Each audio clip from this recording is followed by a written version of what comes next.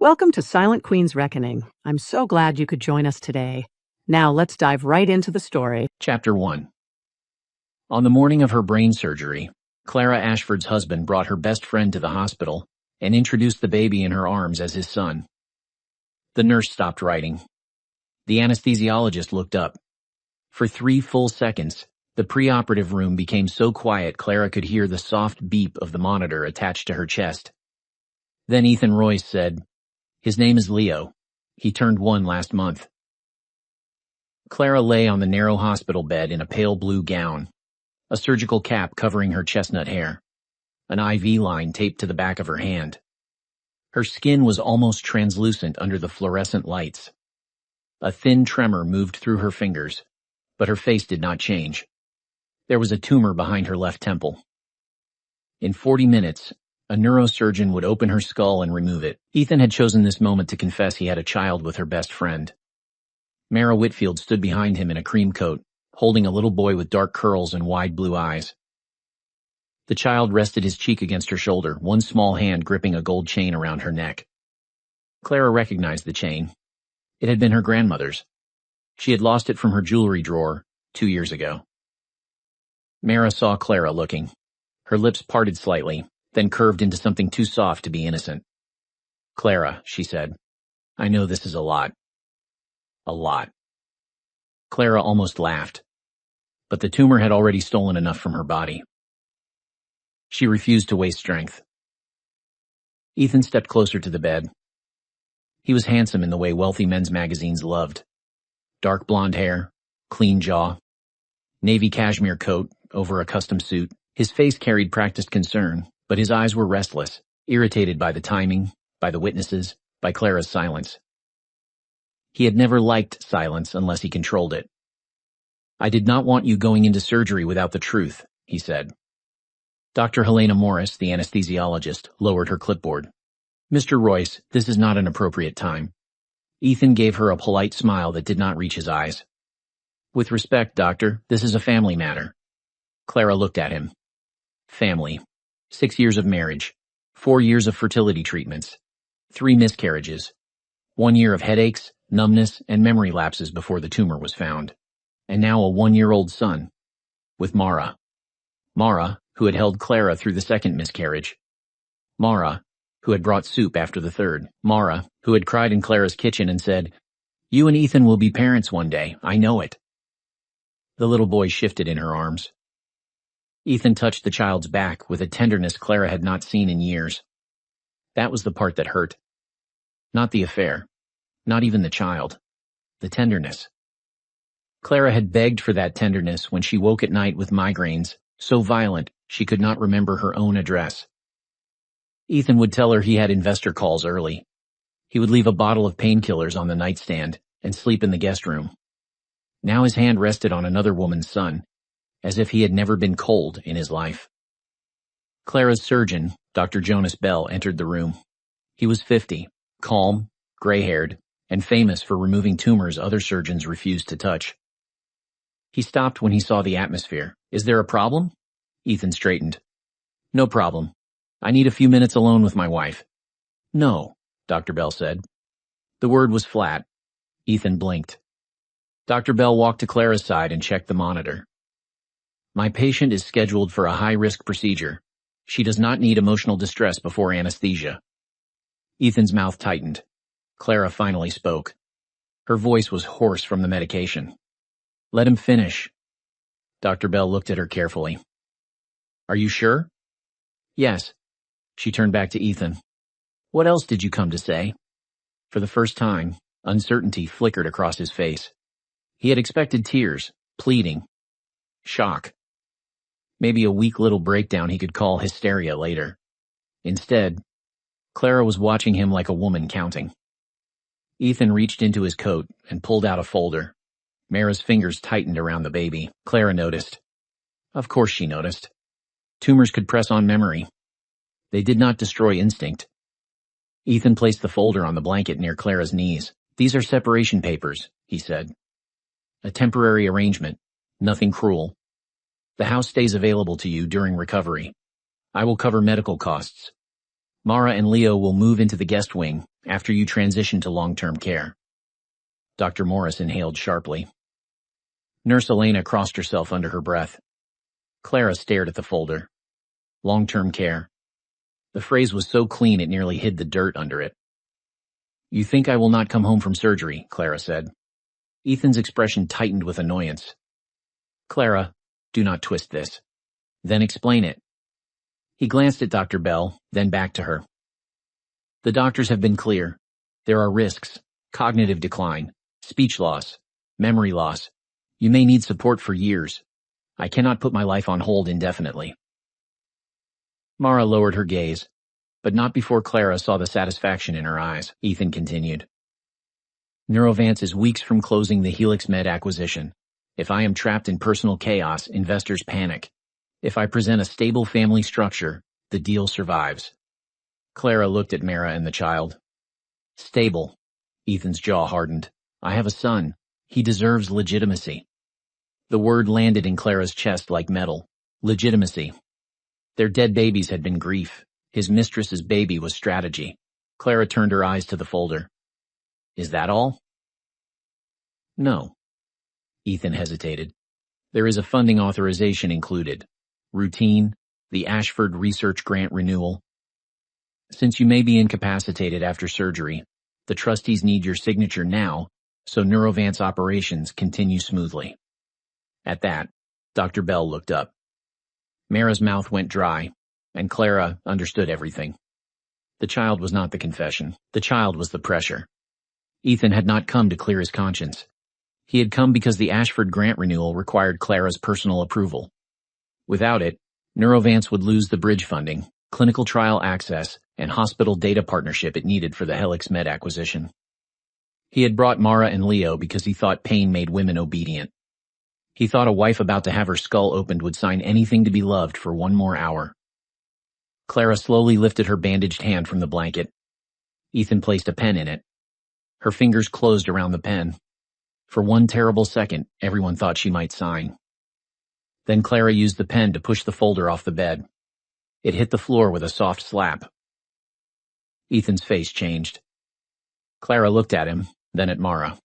Get out. Ethan's voice lowered. Clara. She pressed the call button beside her pillow. 2 hospital security officers appeared at the door within seconds. Not ordinary guards. Ashford Medical Security. Ethan did not know the difference yet. Clara turned to Dr. Bell. Am I still medically competent to make financial and legal decisions? Dr. Bell did not hesitate. Yes. Good. She looked at Ethan one last time. Then before I go into surgery, record this. Ashford Research Trust funding to Neurovance is suspended pending review. All clinical data access is frozen. All trustee communications will go through Ashford Council, and my husband is removed from my emergency contact list. Ethan stared at her. Mara went pale. Clara closed her eyes. Now get them out before I miss my surgery.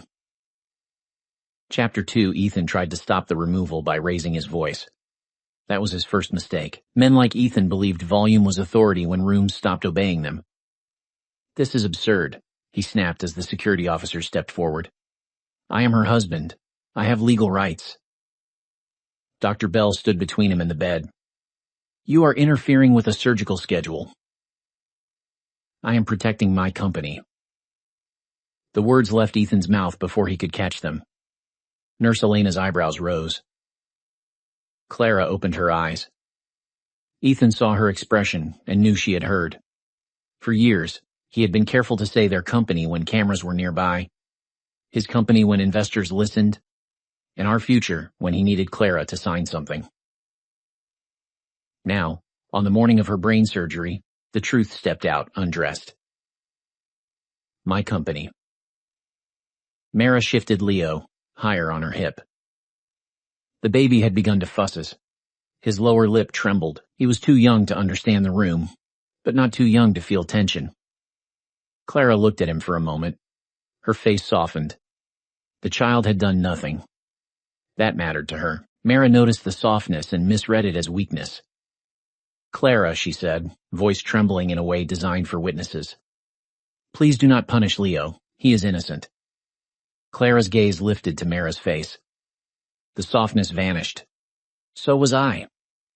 Mara flushed. Ethan pointed at Clara.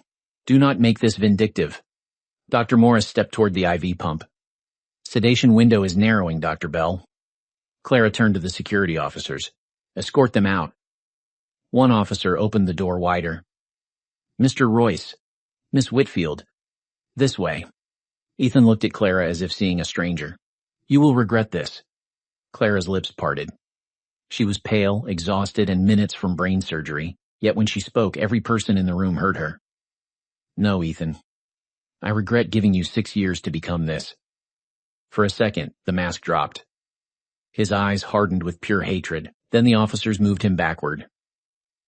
Mara followed, clutching Leo, her eyes darting from Clara to the fallen folder. At the threshold, she turned. You think money will make you less alone? Clara looked at the stolen chain around Mara's neck. No, she said, but evidence will. The door closed. The silence after them was not peaceful. It was surgical. Dr. Bell exhaled slowly. Clara. She looked at him. Do you still want to proceed? She almost laughed again. A tumor in her brain, a cheating husband, a stolen necklace, a 1-year-old son, a grant suspension that could collapse a billion-dollar acquisition. And still, the question mattered. Yes, she said. I want to live. Dr. Bell's face softened. Then let us get you through this first. As the team prepared to move her, Clara turned to Nurse Elena. My phone. The nurse hesitated. You are about to be taken back. I know. I need to send one message. Nurse Elena gave her the phone. Clara's fingers moved slowly. The tumor made typing harder when she was tired, but she forced each letter into place. To Marin Greer, General Counsel for Ashford Research Trust. Ethan confessed. Mara present. Child named Leo. Attempted to obtain grant signature in pre-op. Suspend Neurovance funding immediately. Preserve hospital recording. Notify trustees. Begin marital asset review. She sent it. Then she sent another message. To her older brother, Nathan Ashford. If I wake up, bring the necklace file. If I do not, protect the trust from Ethan. The reply came almost instantly. You are waking up. I am already in the building. For the first time that morning, Clara's eyes filled. Not when Ethan confessed. Not when Mara held the child. Not when the separation papers hit her blanket. But now, because someone who loved her had answered like survival was not optional. Dr. Bell noticed. Ready? Clara looked toward the operating room doors. Her voice was quiet. Ready. Chapter 3. 7 years before the surgery, Ethan Royce had no company, no investors, and no expensive coat to wear while betraying his wife. He had one prototype, 3 unpaid engineers, and a belief in himself so bright it almost looked like virtue. Clara met him at an ethics panel in Chicago. She was representing Ashford Research Trust under her middle name, Clara Lane. Ethan was presenting a diagnostic algorithm that predicted neurological decline in elderly patients. His slides were messy. His suit was cheap. His arguments were brilliant. After the panel, an older investor dismissed him near the coffee table. Too early, too risky, too dependent on clinical access you do not have. Ethan smiled politely until the man walked away. Then he took his paper cup, stepped into a side hallway, and crushed it in his fist. Clara followed him. You need hospitals, not praise, she said. He turned. She remembered his eyes then, clear, furious, alive. And you are? Someone who knows hospitals. He laughed, but not cruelly. Then tell me something useful. Your model cannot scale without long-term patient data. You need a research network with ethics approval, not another venture capitalist who wants a prettier deck. He stared at her. Then he smiled. That smile had been the beginning. Clara did not tell him she was an Ashford. She did not tell him her family trust funded medical research across 4 states. She did not tell him her grandmother, Vivian Ashford, had built the private hospital network where half of Ethan's dream could become real. She wanted, just once, to be chosen before being priced, so she helped quietly.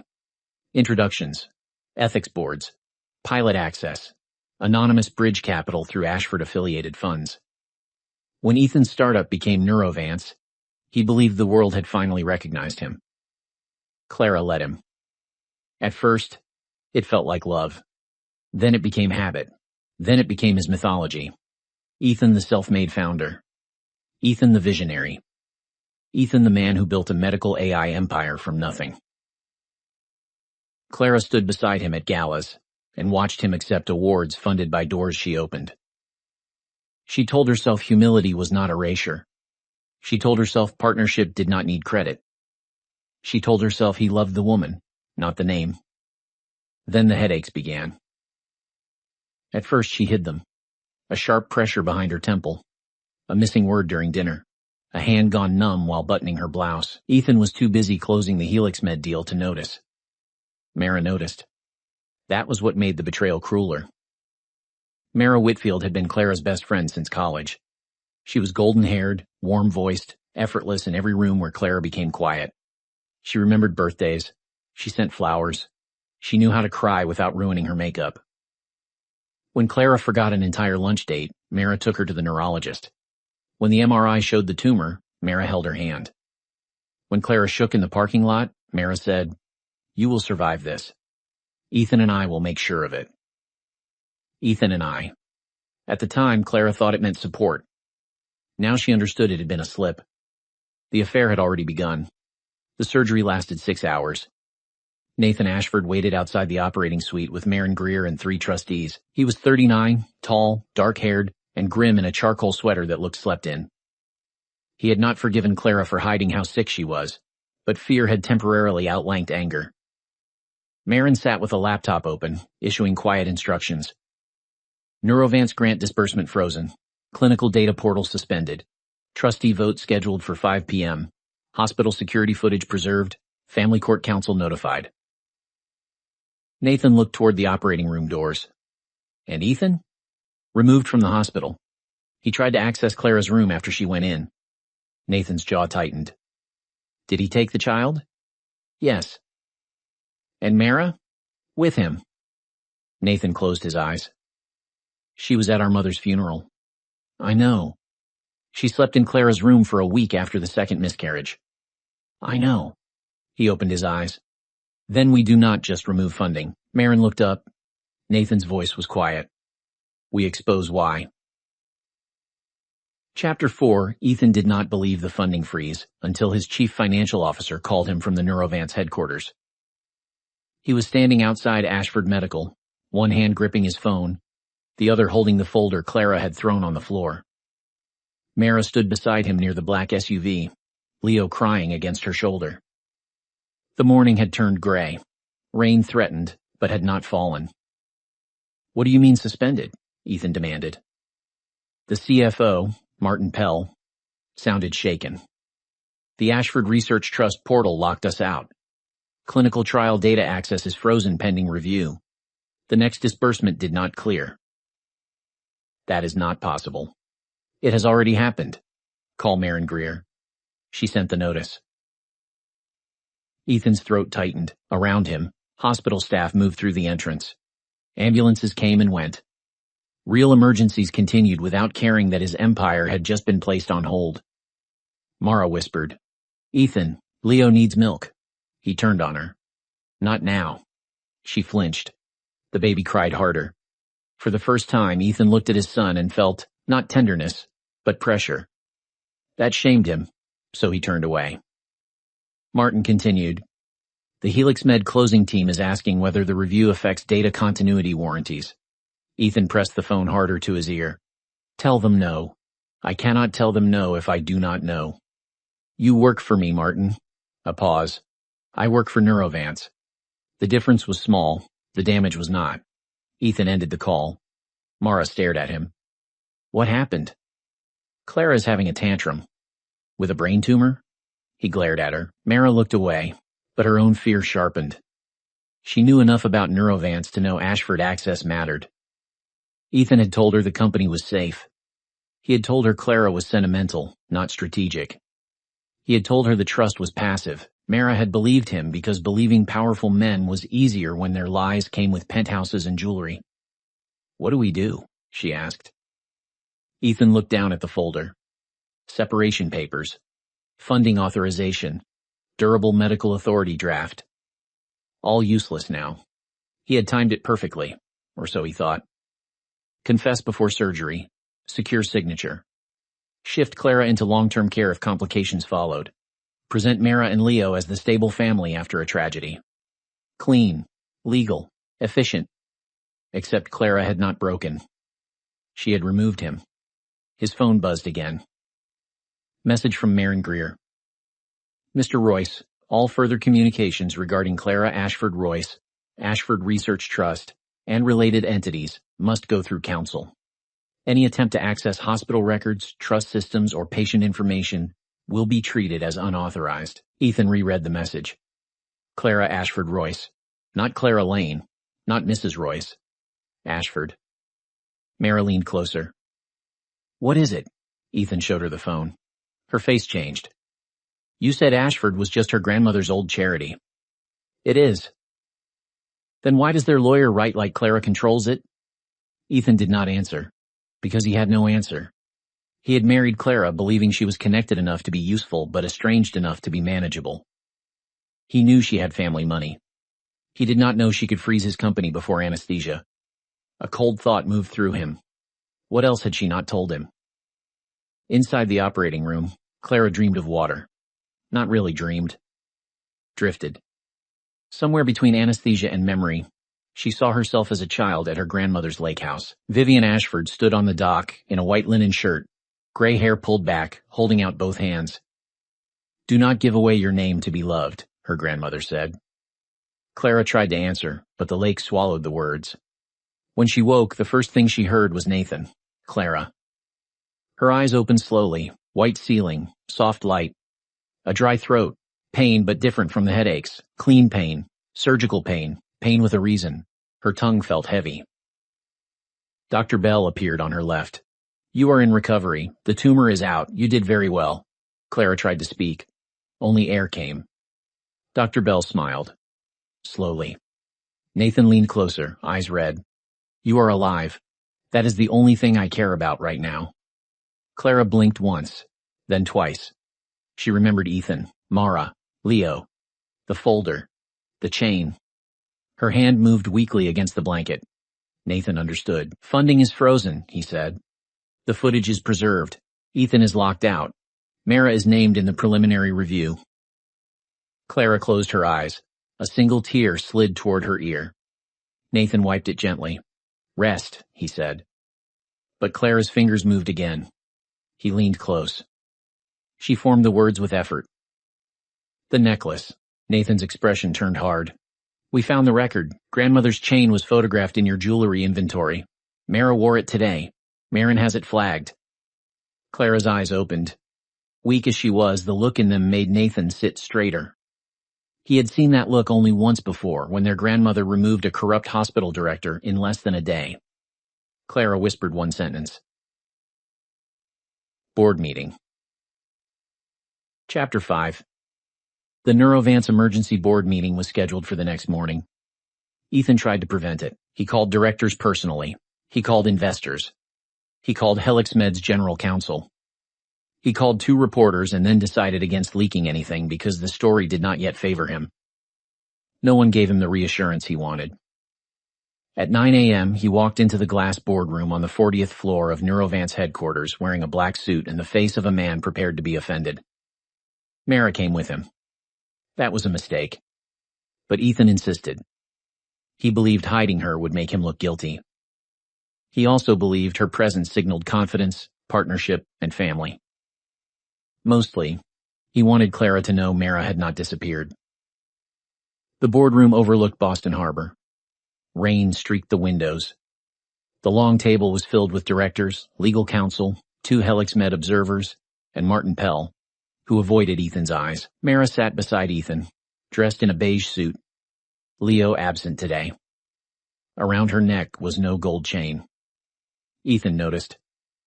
So did Maren Greer when she entered. Maren wore navy, carried one slim folder, and looked like she had never wasted a word in her life. Nathan followed her. Then came Clara. Every person in the room stood. Ethan did not at first. He was too shocked. Clara had been in brain surgery less than 24 hours earlier. She entered in a wheelchair, pale beneath the soft wrap around her head, a dark coat draped over her shoulders. A surgical bandage showed at her temple. Her lips had no color, but her back was straight. Her eyes were clear. Dr. Bell walked behind her, not as a participant, but as medical support.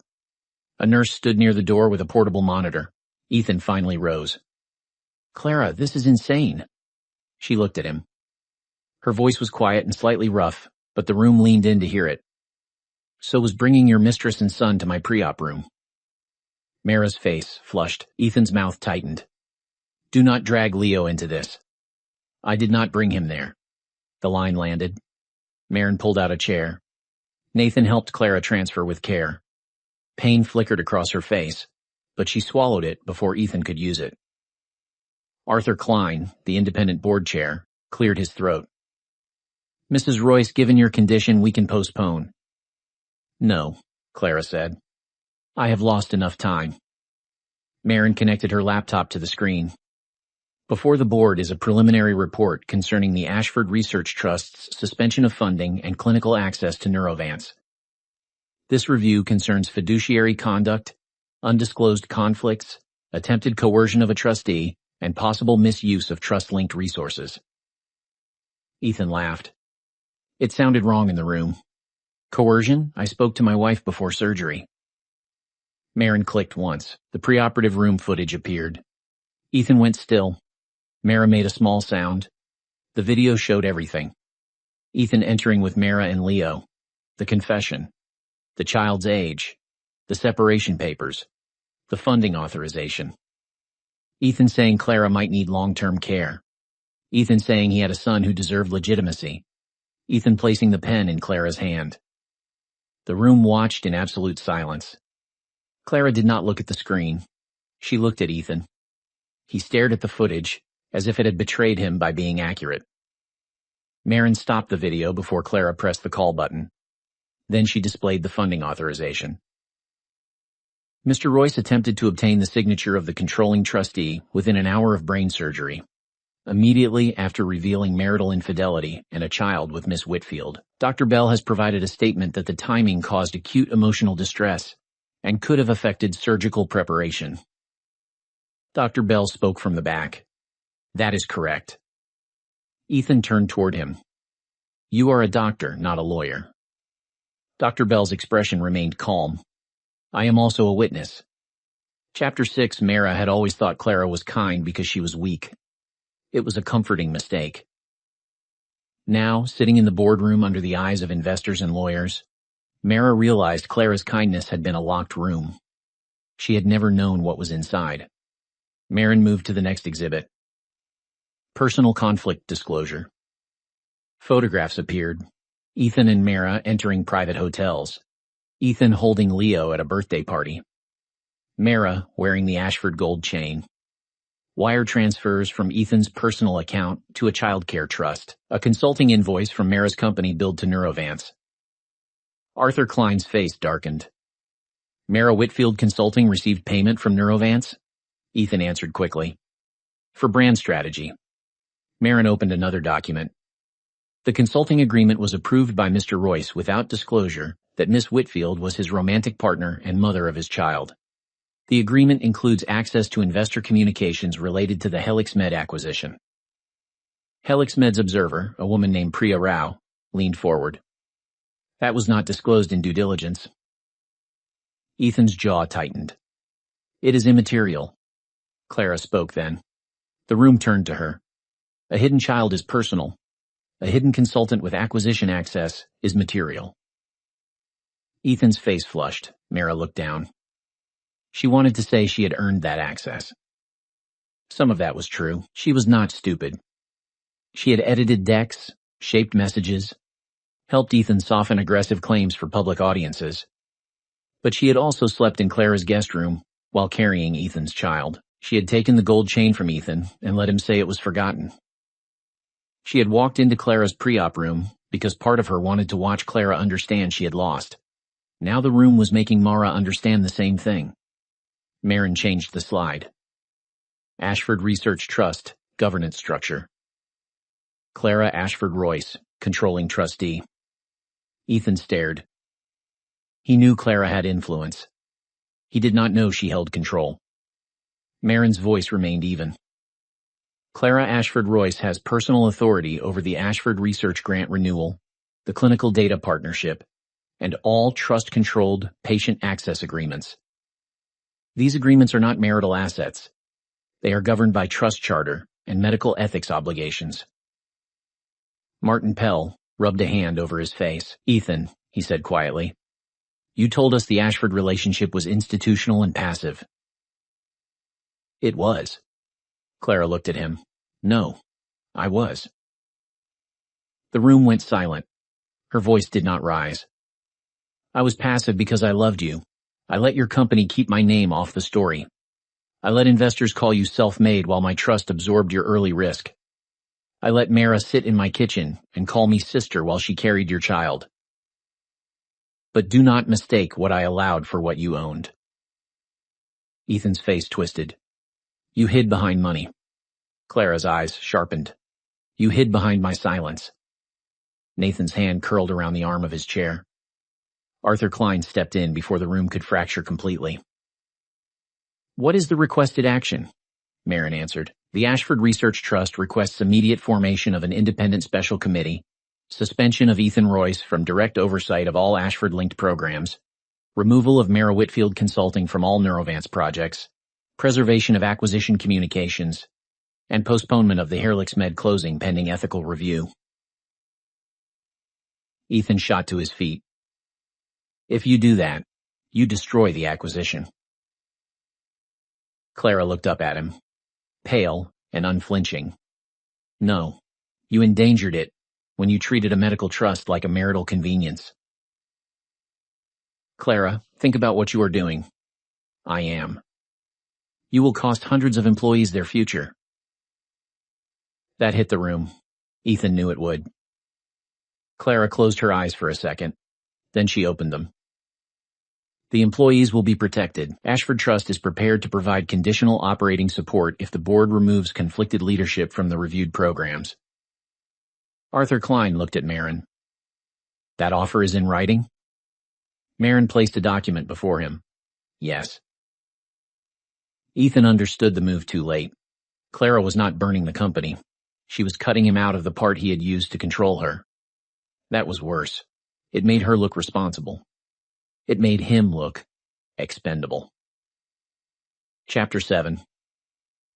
The board voted after 3 hours. Ethan was not removed as CEO that day. That would have been too fast, too messy, too easy for him to challenge.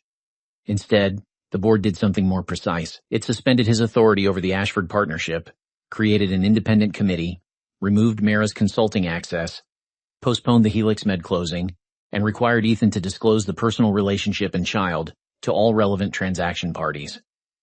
Each item landed like a small blade. Ethan sat through the vote with his face blank.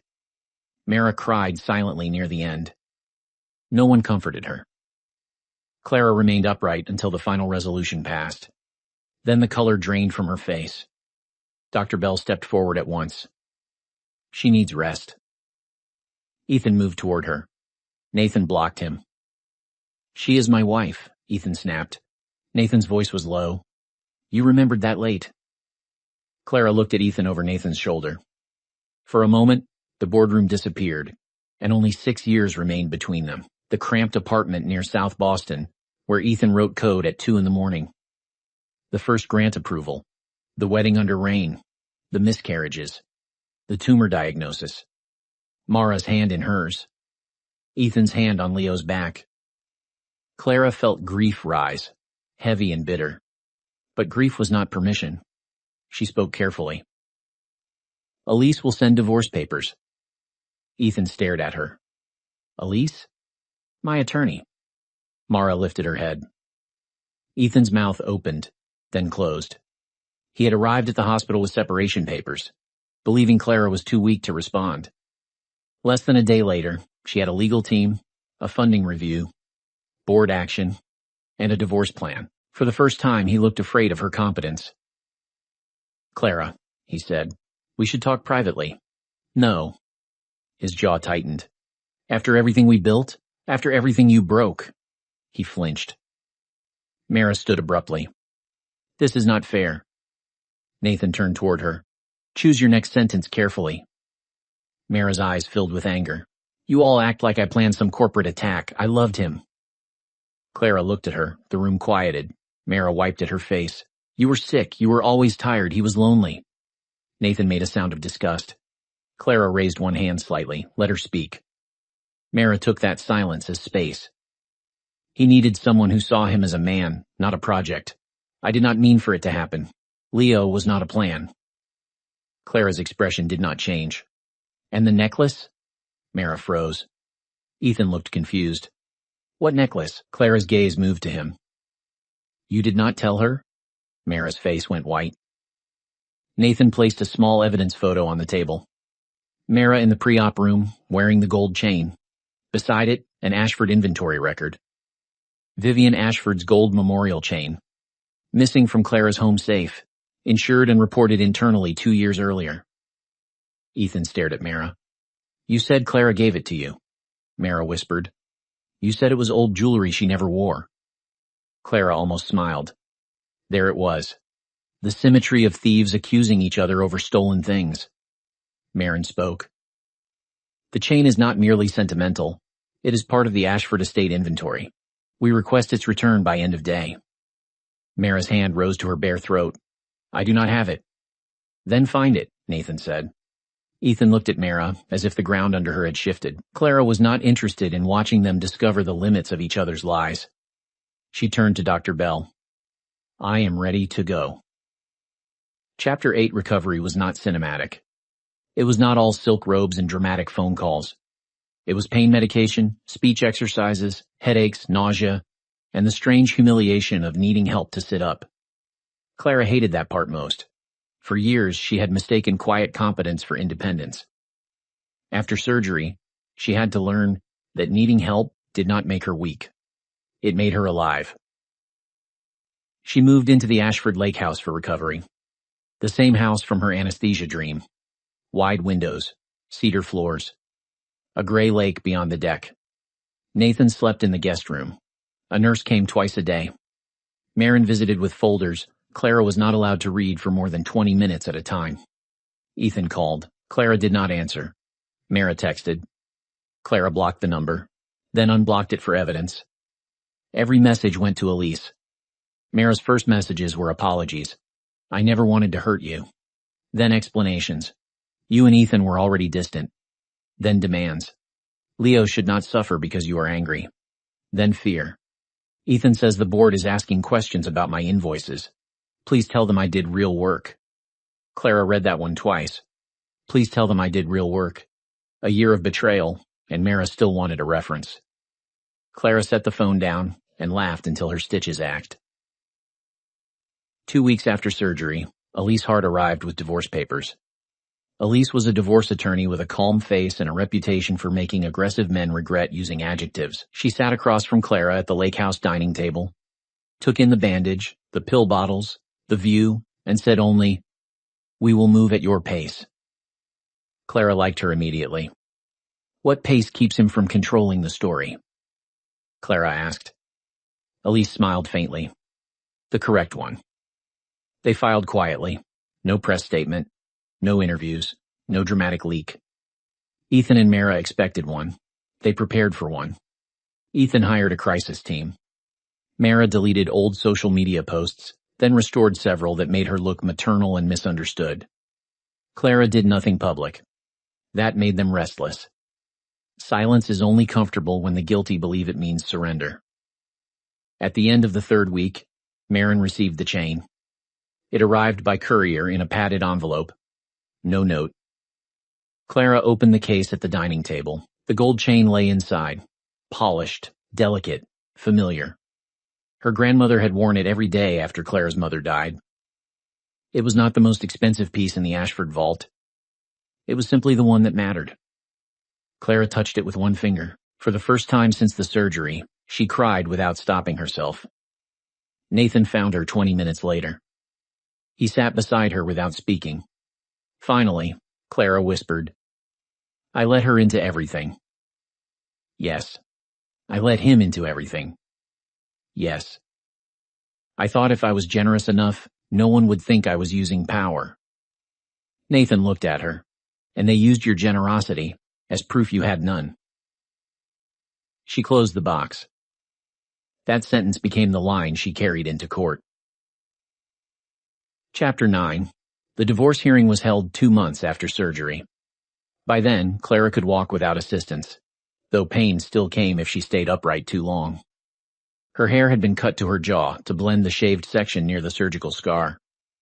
She wore a dark green suit, flat shoes, and the gold chain under her collar where no camera could see it. Ethan arrived with his new lawyer. Mara did not sit beside him this time. She waited in the hallway with Leo and her own attorney. That alone told Clara the affair had entered its evidence phase. Family court was smaller than boardrooms, but crueler in a different way. No glass skyline, no investor language, just wood benches, files, and people trying to translate broken trust into enforceable terms. Ethan looked tired. Not ruined. Not yet. Men with money rarely collapse quickly. They shrink in layers. His face lit with surprise when he saw Clara. "You look better," he said. Elise stepped between them. "Do not address my client directly." Clara did not mind the rule. It saved time. The hearing began with standard matters. Separation date, residence, medical status, spousal support, trust assets, company interests, potential conflict between marital property and Ashford-controlled funding. Then Ethan's lawyer made his mistake. "My client is concerned that Mrs. Royce's medical condition affects her ability to make major financial decisions, particularly those impacting Neurovance and the child, Leo Royce." Clara looked up. The judge, a careful woman named Deborah Sloan, frowned. "Leo Royce is not a child of the marriage." Ethan's lawyer adjusted his glasses. "No, Your Honor, but my client seeks to establish long-term support structures, and Mrs. Royce's funding decisions may harm the child indirectly." Elise stood. "Your Honor, opposing counsel appears to be arguing that my client should continue funding her husband's company to support the child he had with her former best friend." A silence followed. The judge looked at Ethan. Ethan looked at his hands. Clara's expression remained calm. Elise continued. "We are prepared to address medical capacity. Dr. Bell has submitted a report confirming Mrs. Royce is competent. We are also prepared to address the attempted preoperative coercion, the hidden consulting agreement with Miss Whitfield, and the estate jewelry issue." Ethan's lawyer said, "We dispute the term coercion." Elise clicked a remote. The pre-op transcript appeared on the monitor. "Ethan, since you may be incapacitated after surgery, the trustees need your signature now. Ethan, I have a son. He deserves legitimacy. Ethan, Mara, and Leo will move into the guest wing after you transition to long-term care." Judge Sloan read the lines slowly. When she looked up, her face had changed. "Mr. Royce, did you present funding documents to your wife within an hour of brain surgery?" Ethan's lawyer stood. "Your Honor." The judge lifted a hand. "I am asking, Mr. Royce." Ethan swallowed. "Yes, but I believed it was urgent." "Urgent for whom?" He had no clean answer. Clara watched him search for one. That had once been a familiar sight. Ethan in trouble, Ethan improvising, Ethan turning pressure into charm. She used to admire it. Now she saw it for what it was. A man reaching for a door someone else had finally locked. Chapter 10. Mara testified after lunch. She entered holding no baby, wearing no jewelry, and looking far less radiant than she had in the hospital room. Her blonde hair was pulled back. Her face was pale. She avoided Clara's eyes until the bailiff swore her in. Elise approached gently. That was the dangerous version of her. "Miss Whitfield, how long have you known Mrs. Royce?" "Since college." "You considered her a close friend?" Mara's throat moved. "Yes." Were you present during her fertility treatments? Yes. Did you know she had miscarriages while married to Mr. Royce? Yes. Did you begin a romantic relationship with Mr. Royce before or after the third miscarriage? Mara closed her eyes. After. How long after? Silence. Elise waited. Mara whispered, 2 months. Ethan's face tightened.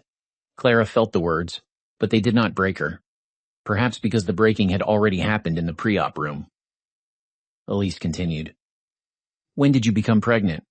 Mara answered. The date was close enough to the anniversary of the miscarriage that even the judge looked down for a moment. Did Mr. Royce tell you his marriage was ending? Yes. Did Mrs. Royce know that? No. Did you enter Mrs. Royce's home after becoming pregnant? Mara's voice cracked. Yes. Did you attend medical appointments with Mrs. Royce while carrying Mr. Royce's child? Mara began to cry. Ethan looked away. Elise did not soften. Did you wear a gold chain belonging to the Ashford estate in Mrs. Royce's preoperative room? Yes. How did you obtain it? Mara's face changed. This was where guilt became self-protection. Ethan gave it to me. Ethan's head snapped up. Mara looked at him then. The look between them was not love. It was blame wearing the ruins of intimacy. Elise asked, did he say it was his to give? Yes. Ethan's lawyer objected. The judge allowed the answer for limited purpose. Elise moved on. Did you understand that Mr. Royce brought you and Leo to the hospital partly to pressure Mrs. Royce into signing funding documents? No. Clara looked at her. Mara's hands twisted in her lap. I knew he wanted her to sign something. I did not know the details. Elise's voice stayed calm. Did you think your presence would make Mrs. Royce more likely to sign? Mara did not answer. The silence answered. Judge Sloan wrote something down. When Mara stepped down, she passed near Clara's table. For a second she stopped. Clara, she whispered. Elise started to object, but Clara raised a hand. Mara's eyes were wet. I am sorry. Clara studied the woman who had once known her favorite tea, her worst fears, the names she had chosen for children she never got to hold. Are you sorry because you hurt me? Clara asked quietly. Or because it did not work? Mara flinched. Clara had her answer. Chapter 11. The court orders came in stages. That made them stronger.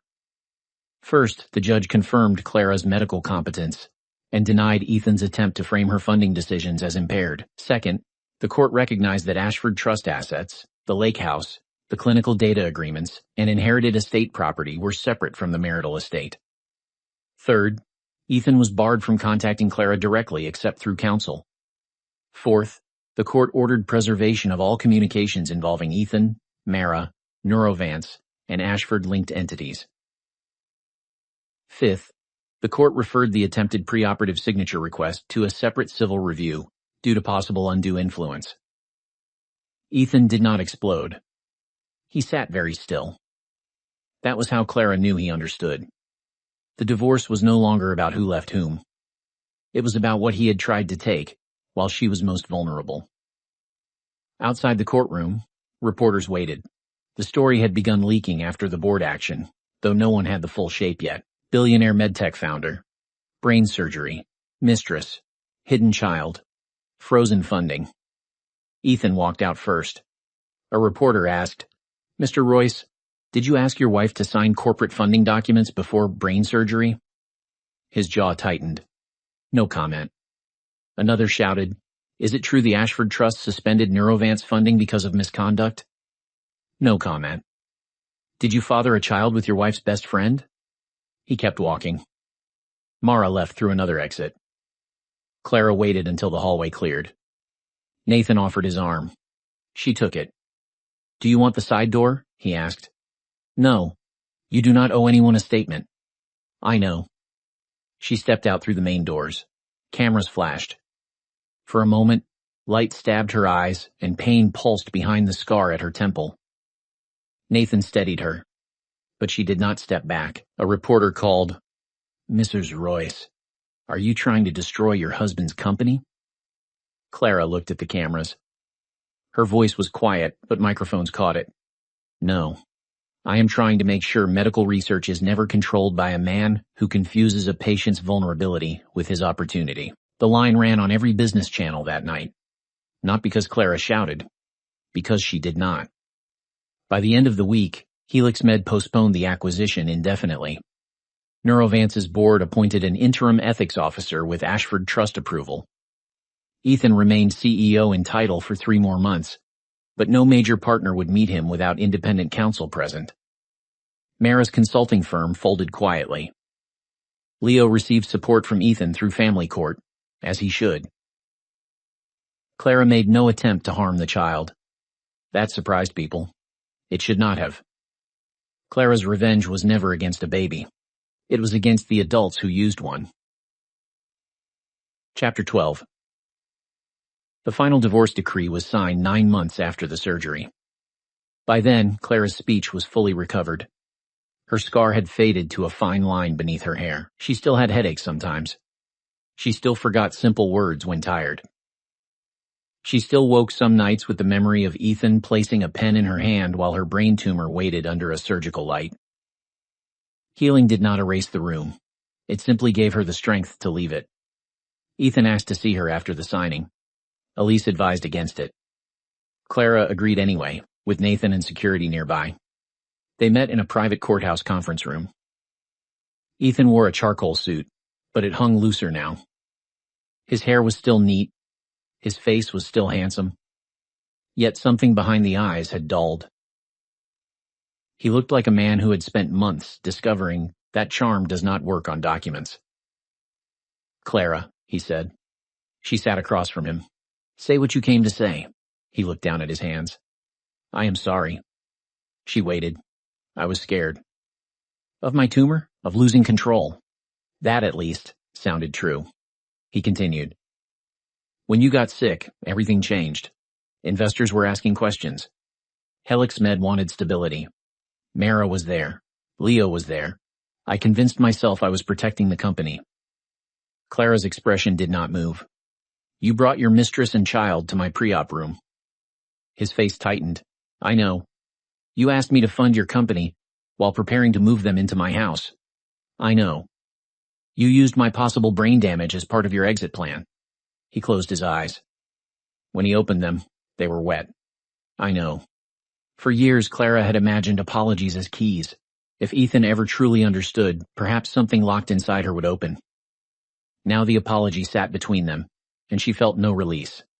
Only distance. Do you love Mara? She asked. He looked startled. Then tired. I do not know. Clara almost smiled. Once, that answer would have destroyed her. Now it seemed like the most Ethan thing in the world. He had risked everything for a woman he could not even name as love once the consequences arrived. And Leo? His face softened. I love him.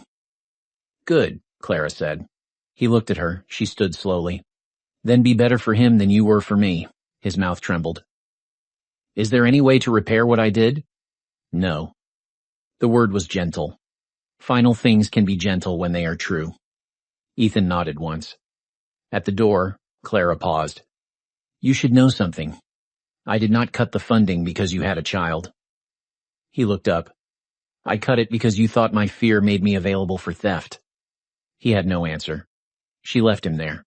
Chapter 13. 1 year after the surgery, Clara returned to Ashford Medical, not as a patient, as chair. The hospital had renovated the neurology wing. The new center occupied 3 floors, with recovery rooms overlooking the river, and a family counseling suite beside the surgical unit. At the entrance, a bronze plaque read, The Vivian Ashford Center for Patient Autonomy. Clara stood before it in a dark blue dress, one hand resting lightly on the wall. Her hair had grown past her shoulders again. The scar was invisible, unless she pulled the strands aside. Nathan joined her with 2 coffees. Grandmother would complain about the font, he said. Clara smiled. She would. She would like the mission. Clara looked through the glass doors. Inside, social workers, patient advocates, legal counselors, and medical staff moved through the new wing. The center offered support for patients facing major procedures, especially those vulnerable to coercion, financial pressure, or family manipulation. No patient would be asked to sign away rights in a hospital bed without independent review. No spouse would use fear as a deadline. No grant would depend on a weakened hand holding a pen. Clara had written that policy herself. A young nurse approached. "Mrs. Ashford?" Clara turned. She had returned to her family name after the divorce. Not because Royce was dirty, but because Ashford had been waiting for her. "Yes?" "There is a patient asking if you are the woman from the news." Nathan's eyebrows lifted. Clara said, "What patient?" The nurse smiled faintly. "A woman scheduled for aneurysm surgery tomorrow. Her husband wants her to sign property papers before the operation. She asked for an advocate after seeing your interview." Clara's throat tightened. The world rarely offers perfect justice. It offers echoes. If people are brave enough, they answer differently the second time. "Take me to her," Clara said. The patient was in room 412, a woman in her 40s with cropped black hair and fear hidden beneath irritation. Her husband was not present. A stack of papers sat on the bedside table. Clara introduced herself. The woman stared at her. "You really cut off your husband's funding?" Clara sat beside the bed. "Yes." "Were you scared?" "Yes." The woman looked at the papers. "He says I am being paranoid." Clara glanced at the documents without touching them. Maybe. Maybe not. But no one who loves you should need your signature more urgently than your survival. The woman began to cry. Clara reached for the call button and asked for a patient advocate. Later, as she walked back down the corridor, Clara felt something settle inside her. Not happiness exactly. Meaning, she had once believed survival meant returning to who she had been before the tumor, before Ethan, before Mara and Leo, and the pre-op room. Now she knew better. Survival was not a return. It was a revision. She had not become stronger because Ethan betrayed her. She had been strong before him. The betrayal only forced her to stop hiding strength behind love that did not deserve it. At the end of the hallway, sunlight poured through the windows onto the polished floor. Clara paused there. For a moment, she remembered the operating room doors closing.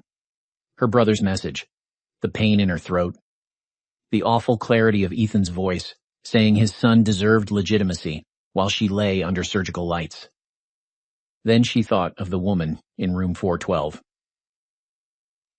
The new policy, the advocates, the locked funding portal, the patients who would not be alone in the hour before anesthesia. Clara touched the gold chain at her throat. Her grandmother's chain. Recovered. Restored. Worn openly. A nurse hurried past with a chart. A surgeon laughed softly at something near the desk. Somewhere, a monitor beeped with the steady rhythm of a life being watched over. Clara stood in the center of it all, and finally understood. Ethan had walked into her pre-op room believing he was ending her story. He had only revealed the chapter where she took her name back. Chapter 14. Mara sent one letter. It arrived 18 months after the divorce, in a cream envelope with no return address. Elise screened it first, then forwarded it with a note. No threats. No legal issue. Read only if you want. Clara waited 3 days. Then she opened it at the lake house. Mara's handwriting was still beautiful. She apologized. Not perfectly. Not without self-pity. But more honestly than before. She wrote that Leo was healthy, that Ethan saw him on weekends, that she had taken a job outside the medical industry. She wrote that she had sold everything Ethan gave her and placed the money into a college fund for her son. At the end, she wrote one sentence Clara read twice. I thought taking what you had would make me feel chosen, but it only proved I was willing to become someone I hated.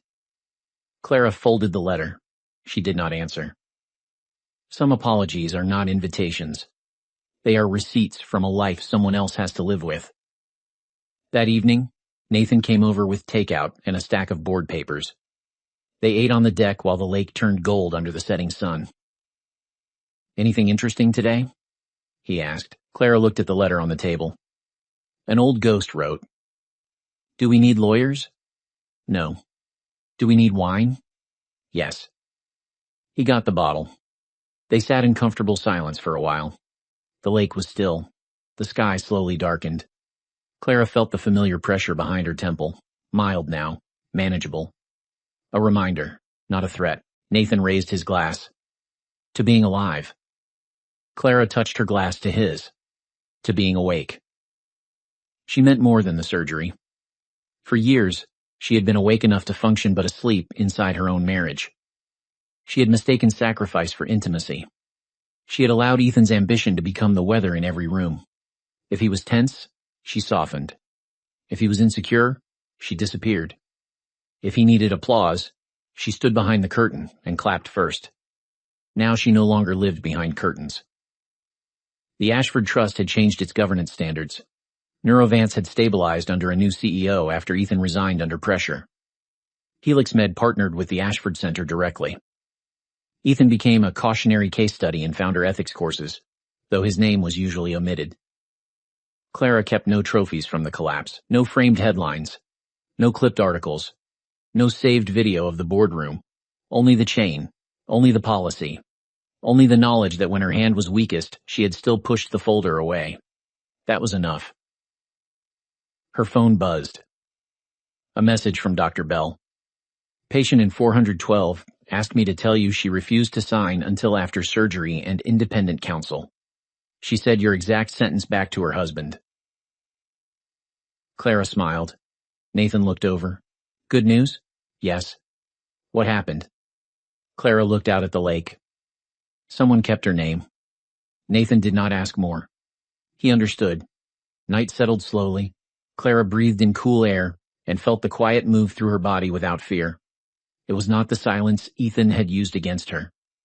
Not the silence of withheld truth or swallowed pain. This was chosen silence.